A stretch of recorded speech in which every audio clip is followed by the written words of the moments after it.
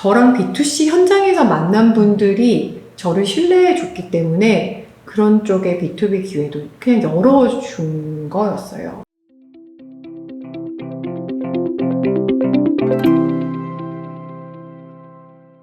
코터뷰에서 오늘은 홍성양 코치님을 모셨습니다. 안녕하세요. 네, 반갑습니다. 홍성양 코치입니다. 올해로 코칭하신 지 얼마나 되셨죠? 13년 정도요. 13년이요? 13년 동안 어떻게 꾸준히 코칭하셨나요? 꾸준히 할 수 있었던 이유는 좋아서 그런 것 같아요. 그냥 좋아서 계속했어요. 그러다 보니까 여기 와 있는 것 같아요. 와, 좋아서 계속 하셨다. 맞아요. 강사업에서는 마의 3년을 넘으면 그래도 좀 먹고 산다 그런 이야기를 하는데 지금 13년 하셨잖아요. 맞아요. 마의 3년 같은 표현이 있을까요? 비슷한 것 같아요. 그건 강사든 코치든 상관없이 자기 일을 하려는 사람들에게는 3년 정도는 필요한 것 같아요. 그 3년이 자기 자신도 나는 이 일을 하는 사람이다라는 또 준비되어 가는 과정이고 다른 사람들에게도 나는 이 사람이 이런 일을 한다라는 것을 알릴 수 있는 기간이 한 그 정도 되는 것 같아요. 네, 일단 자기도 그 마음을 먹었을 뿐이고 그렇잖아요. 내가 딱 시작하면은 이제 해야지 먹었을 뿐이고 사실 스스로 계속 의심하잖아요. 내가 네. 할 수 있을까? 그리고 남들 앞에 일이 들어와도 스스로 의심하고 머리 박고 노력하고 이런 시절이 적어도 3년 필요하고 외부에서도 그 일을 생각했을 때 그 사람을 떠올리기까지 이렇게 퍼지는 데 있어서 그 정도 필요한 것 같아요. 그 정도 되면은 이제 좀 안정기가 되는 것 같아요. 그러면 코치님께서는 그 3년 차가 되시기까지는 어떤 노력들을 하셨나요? 닥치는 대로.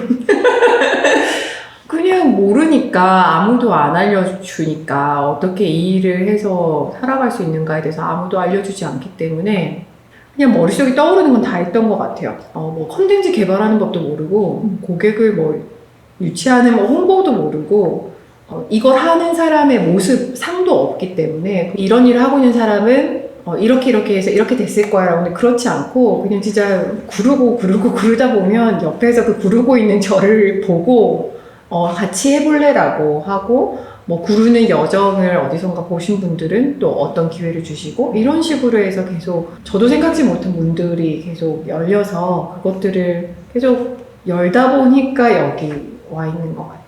물론 이 여정이 되게 자연스럽게 오셨지만 유료 코칭까지 가시려면은 또 다른 이야기가 있을 것 같거든요. 그래서 이 유료 고객들을 어떤 경로로 처음 만나게 되셨었는지가 좀 궁금해요. 페이스북.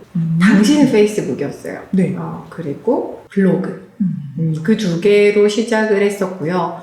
베이스는 블로그. 그 블로그가 의외로 저를 많이 살렸어요. 검색해서 만나셔서 저를 이렇게 일 기회를 주시고 그러더라고요. 그래서 신기했어요. 2010년 12월이었나?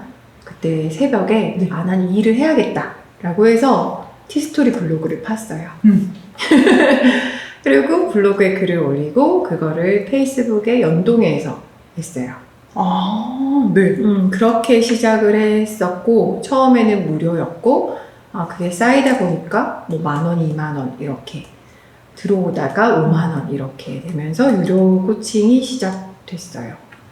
무료 코칭을 하시던 시기가 있으셨어요? 완전 초반에는 그랬죠. 왜냐면은 코칭도 모르고 그러니까 사람들이 코칭도 모르고 제가 코칭인 것도 모르니까 두 개 다 알려야 되니까 경험하신 분들이 늘어나야 되잖아요. 그래서 프로보노 코칭을 계속 열었죠. 한 달에 한 번, 두 번 열어가지고 페이스북에서 블로그로 들어오게 해서 댓글 신청하게 하고 그분들을 만나서 했었죠. 저에게 코칭을 의뢰하시거나 강의를 의뢰하시거나 뭐 기타 프로젝트를 의뢰하시는 분들의 입장에서는 이 사람이 이 일을 어떤 마음으로 대하는지를 보잖아요.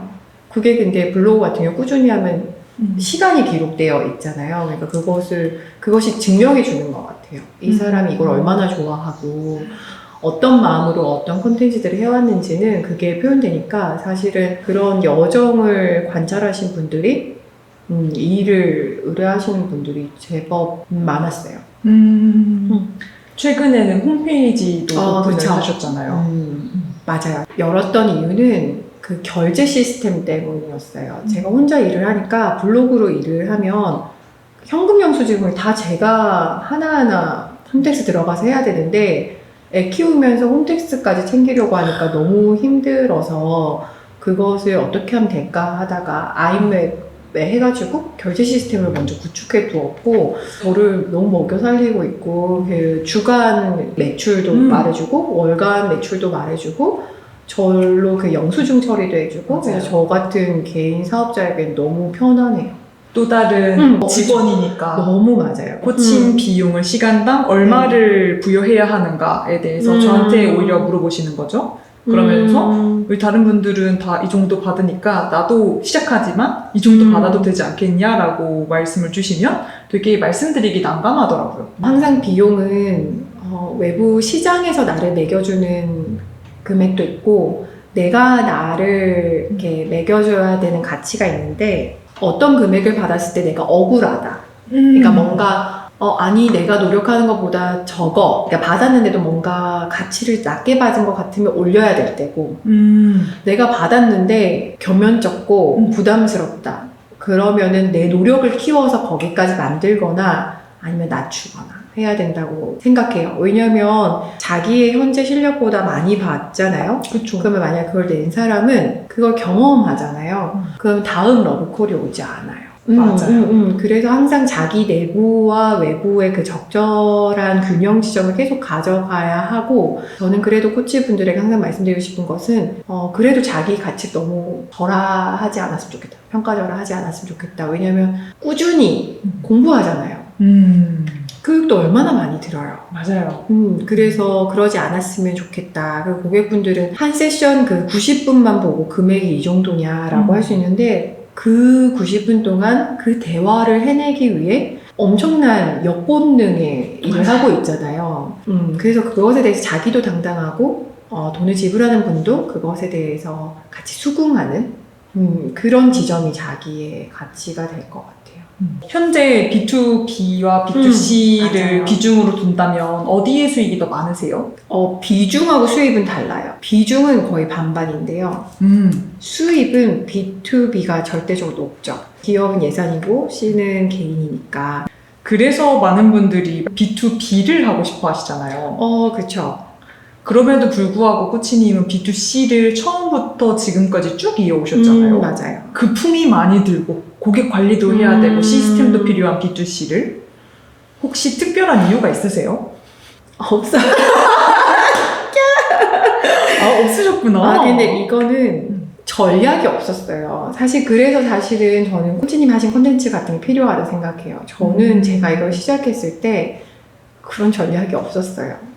그냥 했어요. 그냥 하니까 곁에 있는 사람들이 B2C였고 저는 B2B도 뭐 사실은 컨설팅사에서 매개도 많이 해주시잖아요. 그쵸. 뭐 코치 강사 그리고 뭐 기업. 네. 근데 저는 그런 브릿지도 없이 그냥 열심히 B2C를 하다 보니 그 B2C의 C 영역의 분들이 B 영역에도 있었기 때문에 그냥 이어져서 흐른 거예요. 그래서 저는 사실 최근에서야 그런 컨설팅사가 이제 브릿지 역할도 해주시고 B2B 중심으로 간 거지 그런 사고나 전략은 없었어요. B2C에 최선을 다하시니 자연스럽게 B2B로 흐르게 되었다라고 이해가 되는데 맞나요?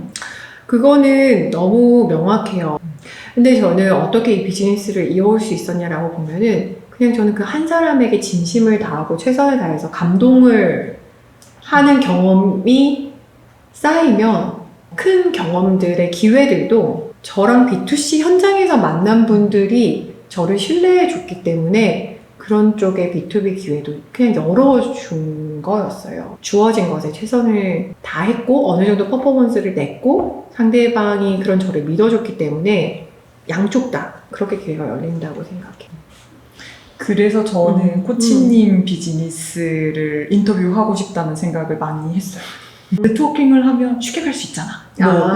이걸 인맥. 하면 쉽게 갈 수 있잖아. 인맥이 있잖아. 제가 본 코치님은 좀 약간 정말 묵묵하게 코치님이 지금 맞죠. 집중할 수 있는 최선을 다하셔서 오셨다는 생각이 들어서 저는 코치님의 계정을 보면서 이제 막 임원 코칭 하시고 하는 모습을 맞아요. 보는데 너무 되게 정석이라고 느꼈거든요. 그건 정말 들으니까 공감돼요. 만약에 제가 코치님을 뵀는데 제가 코치님을 인맥으로 활용하려 해요. 연락도 이렇게 제 전략적으로. 그럼 과연 코치님이 모를까요? 알죠? 사람인데. 느끼잖아요. 나는 그렇게 생각해요. 저도 느끼거든요. 누가 저를 굉장히 네트워킹적으로 대한다. 맞아요. 그러면 알아요. 근데 그 사람이 마음이 가진 않아요. 근데 저를 그냥 이제 한 사람으로 온전히 대해줄 때 사실 감동이 있는 거잖아요. 맞아요. 그럴 때 사람 관계가 되는 거고. 그래서 저는 네트워킹 없어요. 프로 강사님들하고 가끔 뭐 만나면 막 음료수라든지 이런 것도 갖다 드리고 뭐 명절 선물도 서로 하면서 이렇게 그런 관리를 하시더라고요. 네. 근데 저는 그런 건 없어요. 근데 그런 힘은 믿어요. 제가 정말 그 사람을 진실로 대하면 그분이 언젠가 스치다가 제가 기억날 거라고 생각해요. B2B 하는 분이 B2B는 아니에요. 그게 어떤 의미냐면은 인사 담당자, 교육 담당자라고 해서 그 역할이 그 사람 아니잖아요. 그 사람 그냥 사람이에요. 맞아요. 그냥 사람이에요. 그래서 사람 대 사람으로 대하길 원하는 게 모든 사람의 진실된 욕구고, 그리고 그분들이 얼마나 많은 전문가를 만나겠어요. 한눈에 알 거라 생각해요. 저 사람이 나를 이용하려는구나. 저 사람이 나를 진실되게 대하지 않는구나. 저 사람이 이 컨텐츠를 울거먹고 있구나라는 건 그런 B2B 담당자분들은 귀신같이 안다 생각해요. 제가 얼마 전에 글 썼는데 네. 뭐 예를 들면 대기업에 가서 강의를 했어요. 막 그런 강의 사진 보면 저 좀 잘 나간다. 얼마나 멋있을까. 저런 옷을 입고 마이크 잡고 일을 하네. 나도 저러면 좋겠다라고 할 수 있는데 그렇지 않아요. 그 강의 하나 의뢰 들어오고 그 강의비를 입금받으면 24시간 일을 하는 거예요. 뭘 봐도 계속 그 강의 주제 생각하고 계속 플로우 고치고 전날까지 밤새고 사실 한 달 내내 일해서 그 강의 의뢰 들어온 시점부터 계속 그 강의만 생각하는 그 압력이 그걸 버티는 것이 엄청 나죠. 그거를 사람들은 모르죠. 같은 컨텐츠를 계속 반복해서 강의하시는 분들은 모르겠는데 저처럼 매 주제마다 새로 컨텐츠 만드는 사람은 매번 창조해요. 매번 새로운 걸 만드는 거고, 그리고 그 컨텐츠가 제 안에서 그 플로우가 확신이 있어야 그 강의장에 제가 말을 할 수 있어요. 코칭도 한 세션 뭐 1시간에서 90분에서 그 정도 벌면 엄청나겠다 생각하지만 그 한 세션의 그 실력을 발휘하기 위해 매일 공부하고, 그리고 어떤 세션에 가서는 망하기도 하고 컴플레인도 받고 그런 여정을 끊임없이 닦고 있어서 스치다가 그런 세션에 그 비용을 받는 거지. 그렇게 치면 사실 9 to 6 혹은 12시간, 하루 12시간 밤새 일하는 사람하고 똑같은 노동력이 든다고 생각해요. 이 시점에서 코치님 스스로 느꼈을 때 나의 코치로서 매력은 뭐라고 생각하시나요? 그 질문 주시니까 얼마 전에 어떤 특강을 하고 끝나고 이제 담당자 분들과 같이 식사를 했어요. 조직 내에서도 이제 팀원이 계시고 팀장님이 계신데 팀원분에게 이제 저랑 담당자 연락 소통하는 거죠. 팀원분에게 강의 플로우를 뭐 이렇게 하려고 합니다라고 소통을 했고 그분이 저와 소통했을 때 팀장님도 컨펌하셨다 라고 하고 저한테 오케이 그걸로 갑시다 라고 해서 진행했거든요. 근데 나중에 식사할 때 들어보니까 그 플로우를 팀장님께 플로우가 왔으니 좀 보세요 라고 했는데 팀장님이 안 봐도 된다고 했대요. 그리고 그냥 그대로 좋으니까 하자고 말씀드려라고 하셨대요. 그래서 저 식사하다가 깜짝 놀랐어요. 왜냐면 전 당연히 팀 내에서 다 보고 컨펌해 줬다 생각을 했거든요. 그래서 제가 돌아오는 길에 그게 뭐였을까? 근데 그 팀장님의 말이 되게 인상적이었어요. 홍성현 코치님은 맡긴 일에 있어서 우리가 뭐라 안 해도 알아서 최고로 하고 있을 거야 라는 믿음이 있었다는 거예요. 되게 인상적이었어요. 저게 어쩌면 나의 힘일 수도 있겠구나. 물론 저를 모르는 분들, 진짜 검색을 통해서 오시거나 그냥 담당자 모임에서 명함 이렇게 이런 사람이 있어라고 하신 분들은 그런 기대는 없어요. 왜냐면 정말 그냥 이 일을 해줄 사람이 필요한 거니까. 근데 어떤 일을 맡길 때 이 일을 맡은 본인도 정말 잘하고 싶은 건데 이걸 나 같은 마음으로 최선을 다해줄 사람, 외부 전문가라고 했을 때 그걸 저를 떠올려 주시는 그 힘이 정말 감사하다. 왜냐면 제가 새벽에 잠 못 이루고 밤잠 설치고 그 노력하는 것을 제가 호소하지 않아도, 나 이렇게 노력하고 있다는 걸 호소하지 않아도 아신다는 거잖아요. 감동했어요, 저도. 그런 저의 초심을 계속 잃지 말아야겠다. 왜냐면 저도 그 강의가 특히 더 잘하고 싶었던 건 그분들이 저를 믿어줬기 때문에. 그리고 그게 얼마나 그분들에게 그 전체 1년 교육하는 데서 얼마나 중요한 과정인지 아니까 최선을 다했거든요. 제가 저를 믿어요. 그러니까 저는 저 자신을 이걸 했을 때 물론 망하는 경우도 많아요. 근데 최선을 다할 건 알아요. 그런 저를 믿고 계속 일을 했던 것 같아요. 근데 그 여정이 제법 쌓이니까 아까 3년도 말씀하시고 10년 이상 되니까 그걸 어쨌든 경험하셨던 분들이 3, 3, 5 계시잖아요. 그쵸. 그분들이 이제 계속 저랑 같이 일하게 되신 것 같아요. 제가 2013년부터 머리 코칭을 지금까지 하거든요. 10년 되셨나요? 그거를 여쭤볼 걸 그랬다. 13년 된 코치님도 보디 코칭을 하신다는 걸 알리면 참 좋았어요. 이거 우리 쿠키 영상에서 필수예요, 봐야겠다. 필수. 나도 코칭 받고 나도 계속 슈퍼비전 받아야 돼서 어떤 코치에게 가서 코칭을 받아야 되고 슈퍼비전 받아야 되면 그 코치가 누구에게 코칭 받고 누구에게 슈퍼비전을 얼마나 자주 받는지 꼭 확인해야 돼요. 근데 대부분 자격증 취득하거나 이제 안 하시잖아요. 근데 그걸 현업으로 할 거면 그러니까 왜 이 라벨 만드는 법을 배우고 그만두면 안 되잖아요. 늘 라벨을 끓여야 되는 거예요. 나는 멘토링도 받고 멘토 코칭도 받고요. 보디 코칭도 얼마나 많이 하는데요. 맞아요. 저도 비즈니스 코칭 계속 다른 분들께 묻거든요. 그래야 제가 제 것도 잘하지만 알려줄 수가 있고 뭐가 맞는지 알고.